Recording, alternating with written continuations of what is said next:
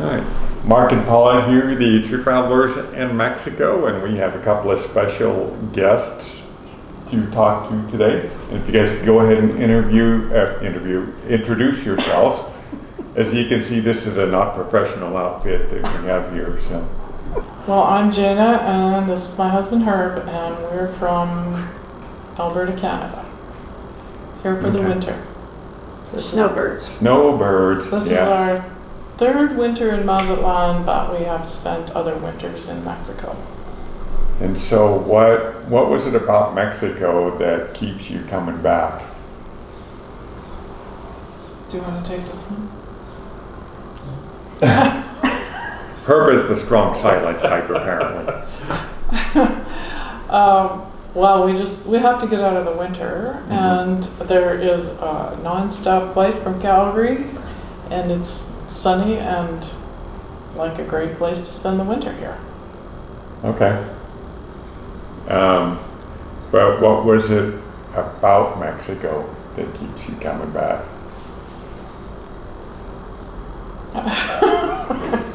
Okay, well, the culture's a bit different, but in a good way. The Mexican people are very easy to get along with, and have a sense of humor when I speak bad Spanish. It's just it's close to Canada is why we keep coming back here in terms of flights rather than further south. Okay. Further south, like Guatemala or South America, places like that, or just further south in Mexico? No, it would be like Belize. We've been to Belize, we've been to Panama, we've been to Costa Rica. Oh, okay. And those are all nice places. Yeah. So how difficult was it for you guys to get your permanent residence, right? Was that a difficult process for you in Canada? Well, difficult I guess in some ways, but not really actually. It was a trip to a city in Canada and then a couple of days down here to finalize. Okay.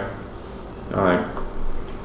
And then, so you're down here kind of just getting out of the snow of Canada, and then you'll go back to Canada when it warms up here, but Canada will be cooler. Canada, summers where we live in Canada are really nice. I'm not going to lie. Yeah. But, if you wanted to expound on the Mexican, one of us wants to live here year round. And that would be? Me.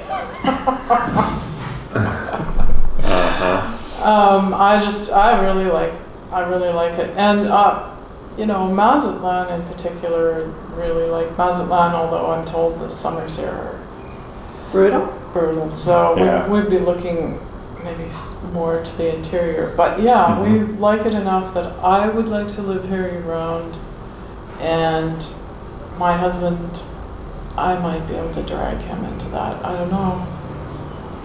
He doesn't. Not so much right now, though. Maybe down the road. Yeah. I mean, we went and got the permanent visas. We do have permanent residence, so. Yeah. Yeah. So that's a lot of the battle right there. Now you just have to be prepared to move down here and live down here full time versus going back to Canada where things are probably more familiar to you. And in a sense, it's probably easier I'm sure it's easier for you in Canada there too.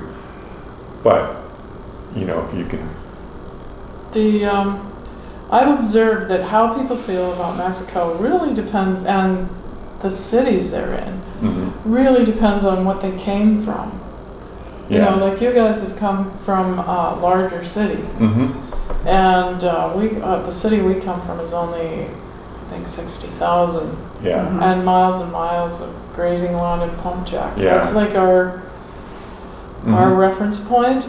So It is a big change, but at the same time, it's enjoyable to experience something different. There's a lot of things about the Mexican culture I just think are really great, like their history, the way their history is on all their street names of their streets. Yeah.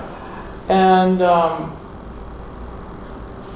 don't know. That is funny because they have Mexico names a lot of their streets after important dates in history or important people in history. That's right. So any city is going to have the same streets. Yeah. Yeah. That's true. Yeah. Every city has a Calle Benito Juarez, pretty much. You know, Mm-hmm. there are a lot of similarities in that way. Cinco de Mayo, 16th of Mhm. September, Yeah. Mhm. Marzo 21. 20 de Noviembre. Yeah. Yeah. Mhm. Yeah. So when you guys come back next, do you think it's going to be Mazatlan, or you think you're going to go somewhere else? Any Yeah. ideas? It sounds like we're probably gonna go somewhere else next year. He's putting it all on As me. he's looking at his wife, it sounds like we're going to go somewhere else next year. Thanks. I might kick you out of this video. Yeah. Yeah.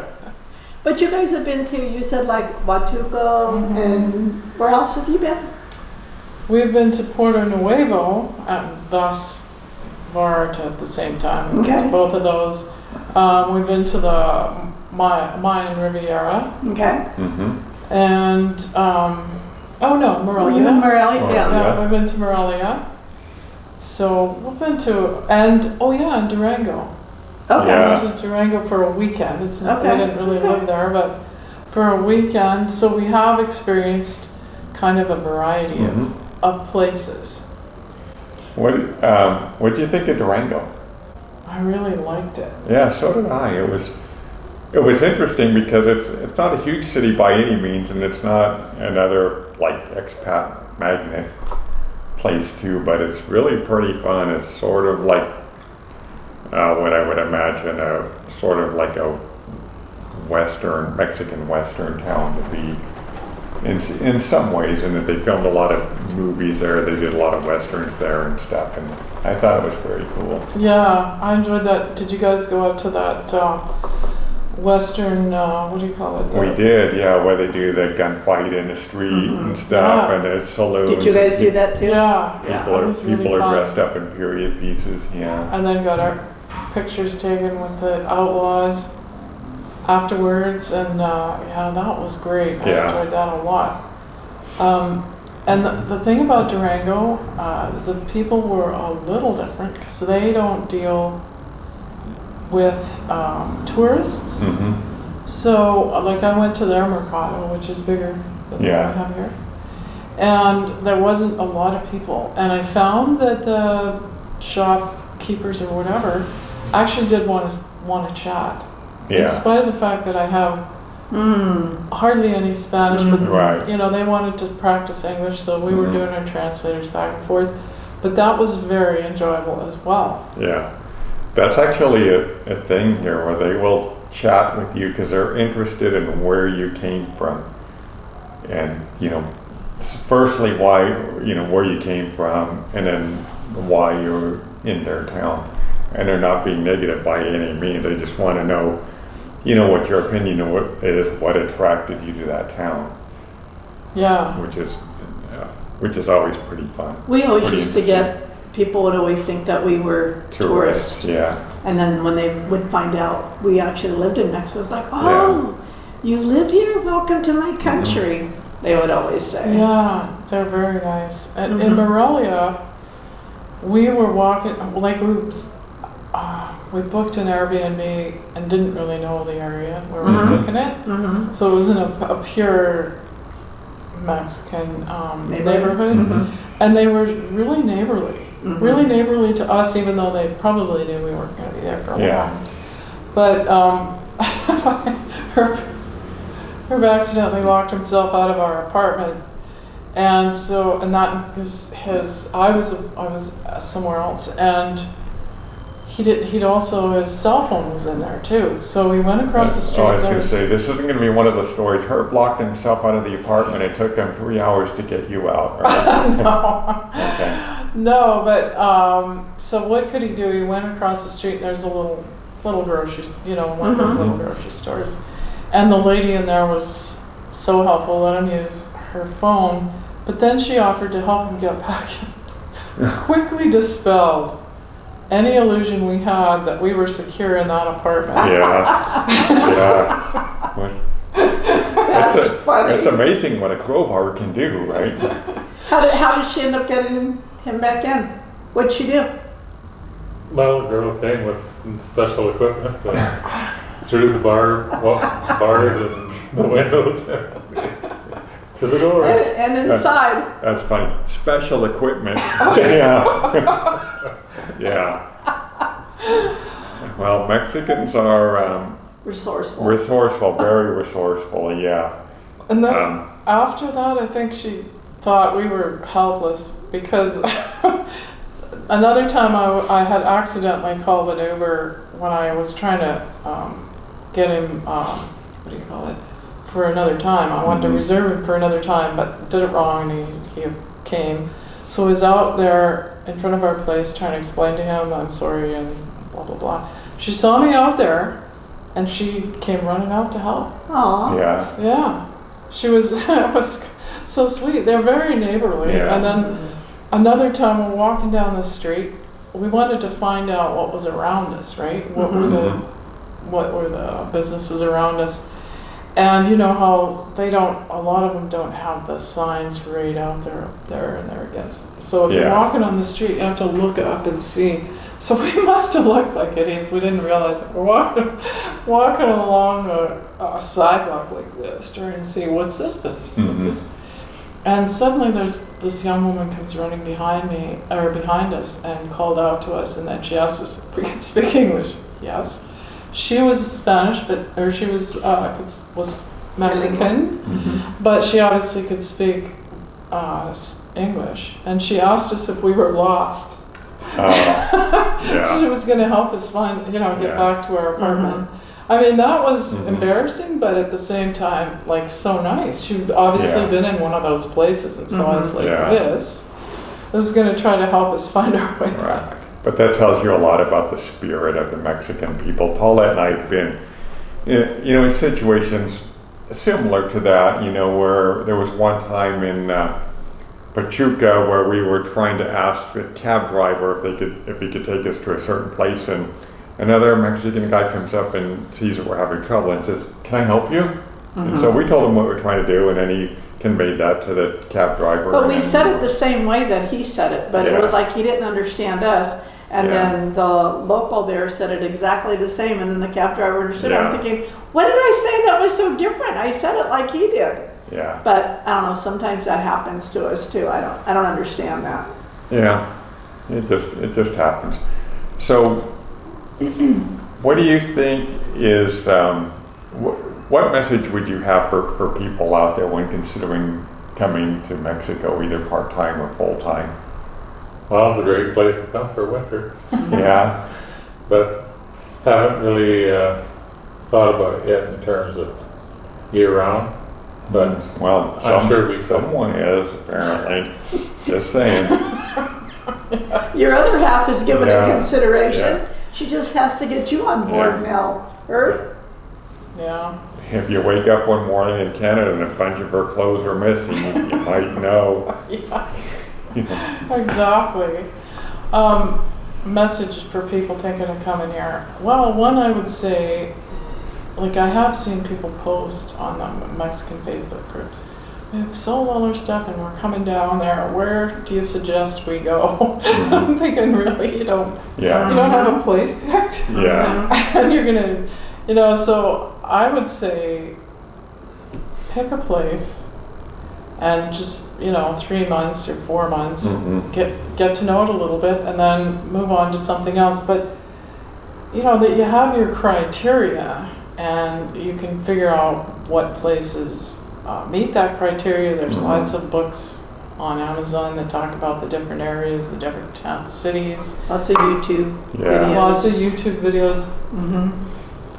Well, I mean, that's what we did too. Yeah. We watched a lot of YouTubers on different areas that we were Mhm. considering, and it really gave a lot of information for us to learn a lot about Yeah. those areas. And then boots on the ground is what I always say. Yeah. I mean, You know. we eliminated some areas because we knew that we didn't want to be really hot, didn't want to be in a Humid. humid area. Mhm. And then Paula's criteria was a tsunami couldn't get her. There were no earthquakes, no volcanoes, Yeah, and was that it? That was about it. Yeah. yeah. So that's how we wound up in the Mexican Central Highlands. Plus we fell in love with it. Oh, exactly, yeah. Yeah. My criteria would be the same as Paulette's. Like, I've heard so much about how nice Puebla is. Uh-huh. It And is. I watched your YouTube video mention that about the volcano ash. Yeah. So I thought, no, not there. And then Huatuco, which is beautiful and it's small and it's safe. Even cab drivers would volunteer information to me about how safe Huatuco is. But, and you can drink the water out of the tap, according to some other people. But when we were there was 2 little earthquakes. Yeah. They weren't huge, but, and then after we left, there was a hurricane, and I don't want to disparage or discourage people from going to Huatuco. But that's something you have to take into consideration Yeah. when you're looking at places. Absolutely. If you like bird watching, Huatuco, I've been told by a couple of bird watchers, is the place to go in Mexico. Yeah. It's got beautiful beaches, and like I say, safe, Yeah. easy to get around. Can't say enough about it, but there's a couple little things that, Yeah. you know, were deal breakers for me. Right. And that might not be a deal breaker for somebody else, and you have to look at that. Now, when you guys were coming to when did you start coming to Mexico? How long ago? How many years ago? Well, we've been coming on holidays for a long time. I don't know, when's the first time? 15, 20 years? How long? Over 20. Okay. Yeah. Okay. And then did you guys did any of your friends say, "Oh my God, Mexico's dangerous. You're gonna get killed," or did you hear any stories like that, or did you hear, "Oh, Mexico's very nice. It's very safe"? What kind of stuff did you guys hear, or did you hear anything? Did anybody say anything to you? Bon voyage. Hope you survive. No, they. Yeah. Yeah. No, that wasn't like when we first were coming. We were just coming to resorts. People don't think of think it's Yeah. dangerous in a resort. But yeah, we heard after we were just coming for the winter, and I do have a friend who mentioned it several times. I happened to say something about getting on a Pulmonia and looking for a yarn store, and she said, "You went on that Pulmonia by yourself through the city?" And that hadn't been, I hadn't thought of it like that. Or I won't name the person in case you ever watch this video, but had done research. It's very dangerous in Mexico. So yeah, lots of people claim it's really dangerous, but it's you gotta take when they say, is it safe? Like, what do you mean by safe? Do you think you're going to be the victim of a murder? Do you think you're going to be the victim of a scam? Do you think you're going to be the victim of a break and enter? Those are all 3 different things. And in terms of scam and break and enter, those are all things that happen in any city in North America. So just to go back up for a minute, a Pulmonia, they only kind of exist in Mazatlan from what I've seen, and they're like white cars. We'll put a picture. Or golf carts, and they go up and down the streets and they act as taxis. And at night, a lot of them are lit up with neon lights and stuff like that too. Yeah, and a lot of people enjoy them. Yeah.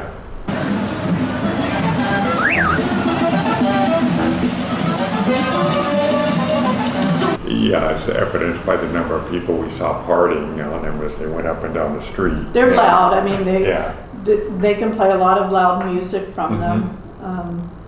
I would think, I'm going to guess, I don't know for sure, but they make most of their money during the winter, because in the winter or in the summer, raining or, you know, storming, and not as many tourists here, they wouldn't be used as often. Yeah. So they are, it seems like, maybe a little expensive, more expensive than the taxis, but that's why. Yeah, it's kind of about the experience of it. So, do you have anything else you'd like to add? Well, Herb, anything you want to add about him? yeah, Herb.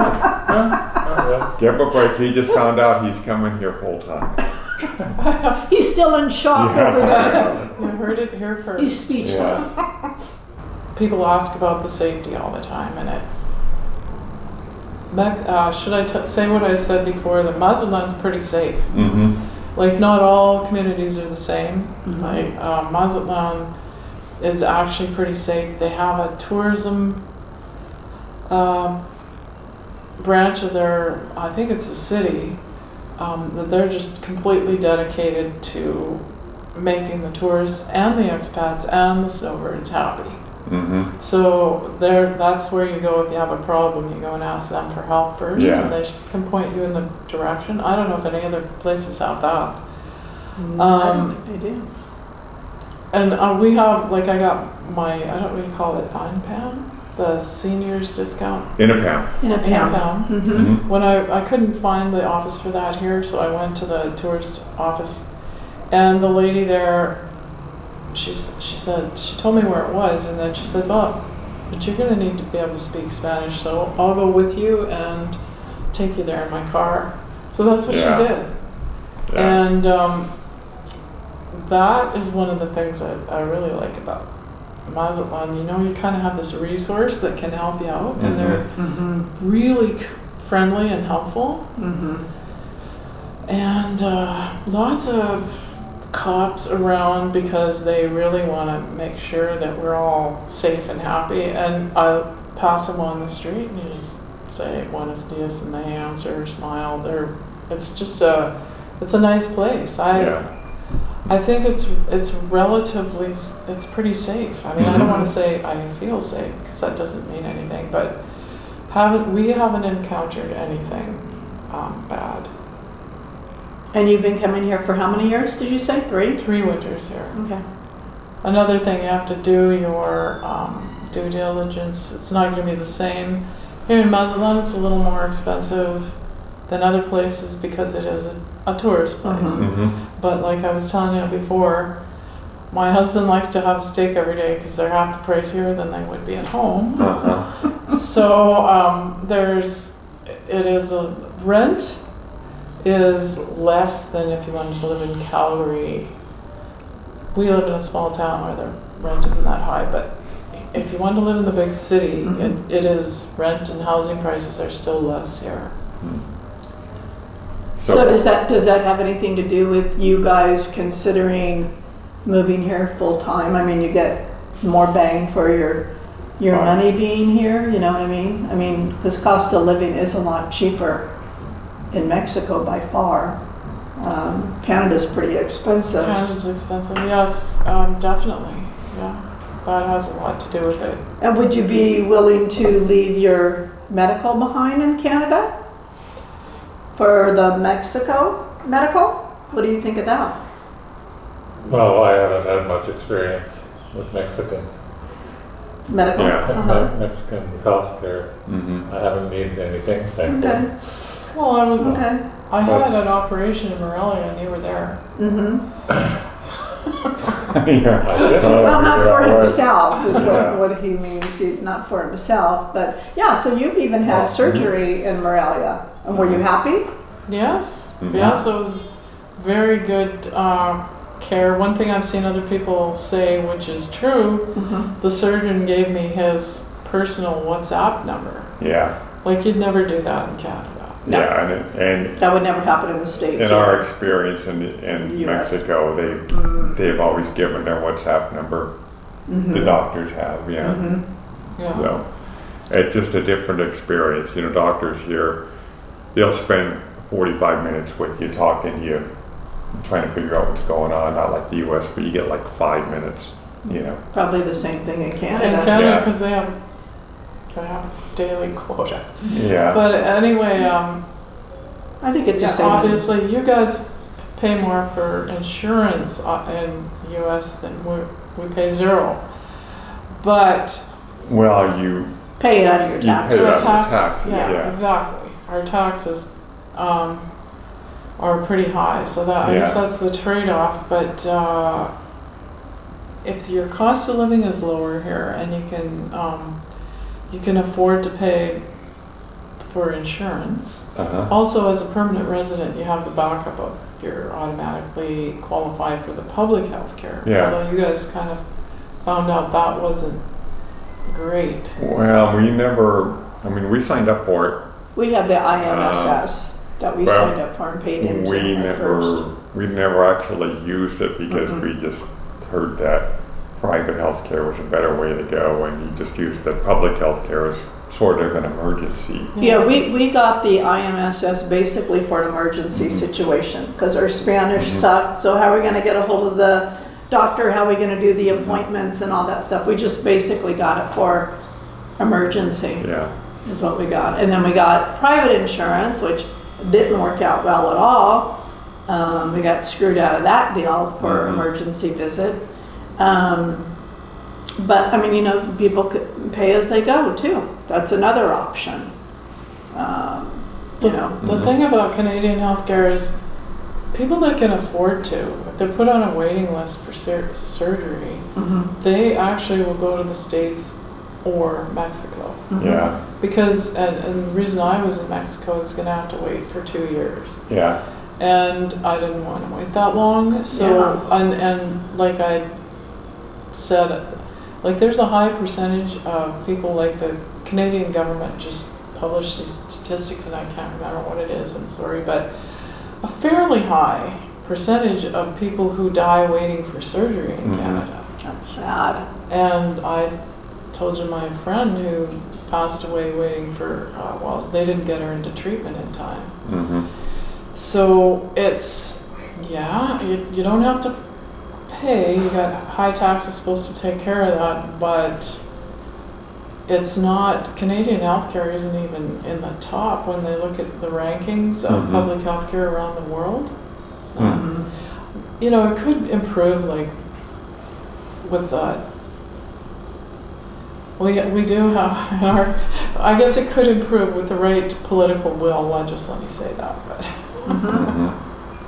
But right now, saying, well, we don't get, we have to pay for healthcare down here.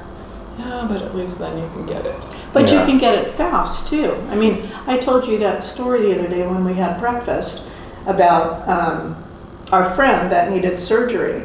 And it was like, okay, well, let's go ahead and admit you to the hospital, like now or tomorrow, and you can have the surgery the day after, and start treatment.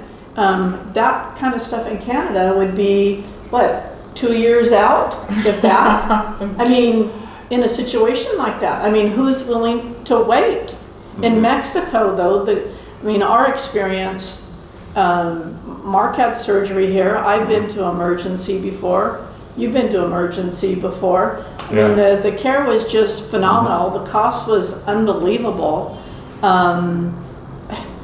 We've been really, really happy, and we've known other people that have, like you, had surgery here in Mexico. We've known other people that have done that, and they've been very happy with how fast they get in, the care that they receive.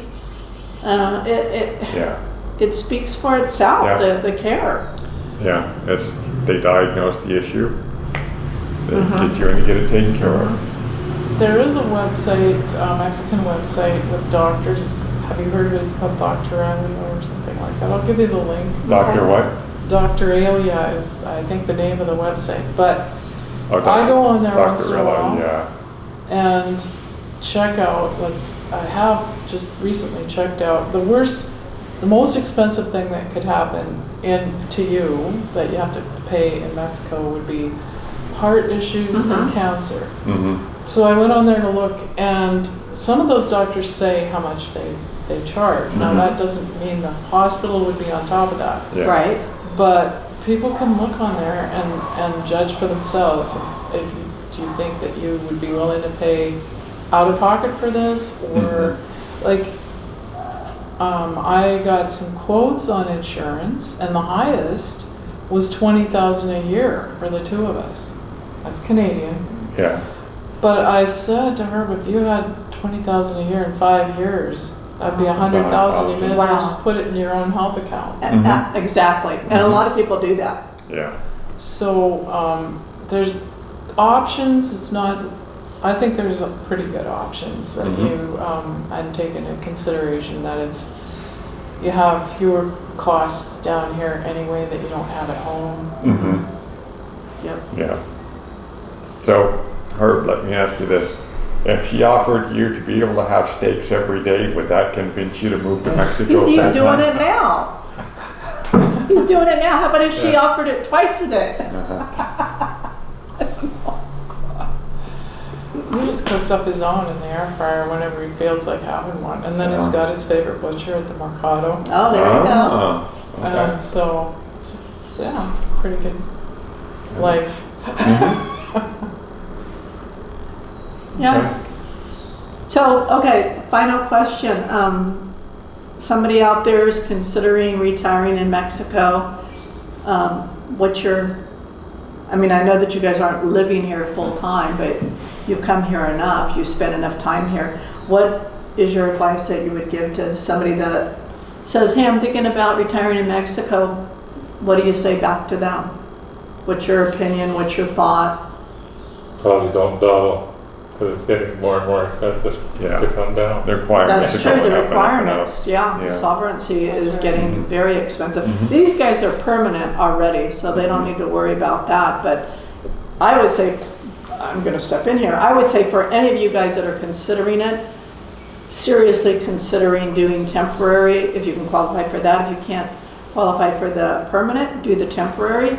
If you can qualify for permanent, then do the permanent, because on either one of them you can come and go. That's not a problem. And the way that it's been in Mexico is after the 4 years of temporary, you can apply for your permanent, and I've never heard anybody having a problem Right, you just with going into the permanent from temporary. you basically roll right into it because they don't require financial documentation to go once you've been temporary for 4 years to go into permanent residency. But we always tell people, even if you're 2 or 3 years out from moving to Mexico, do it now. Get it taken care of now, and work out your 2 or 3 years, wherever it is that you're living, and then come after that. But at least have your temporary residency or your permanent residency already taken care of. Okay, now going back to you guys, what advice would you give people that are considering coming to Mexico, retiring to Mexico? I mean, you've done it enough being here. What advice would you give somebody? I personally wish that I could speak better Spanish. Yeah. And I don't hold out a lot of hope that I It's gonna get better. If you're younger and you got a quicker brain, get on that. But people always say, some I've seen get kind of rude about learning Spanish. But you can get by if you know a few words and you've got your trusty translator and you're trying. And every now and then you run into a Mexican who will be willing to help you and correct what you've said. But I wish I knew better Spanish just so that I could communicate with the citizens here and kind of have a feeling of friendship. Yeah. But if you can't speak Spanish, you can still get by with your translator and a few words if you really want to live here in Mexico. And the more Spanish you know, the more you'll understand the cultural nuances and be able to appreciate it more. Yes, exactly. But I always feel so sad when I'm in a Uber or taxi and the driver asks me in Spanish if I can speak Spanish, and I just hang my head in shame. No, I wish I could. I'm trying. So as always, from the two travelers in Mexico, what she did. Bye.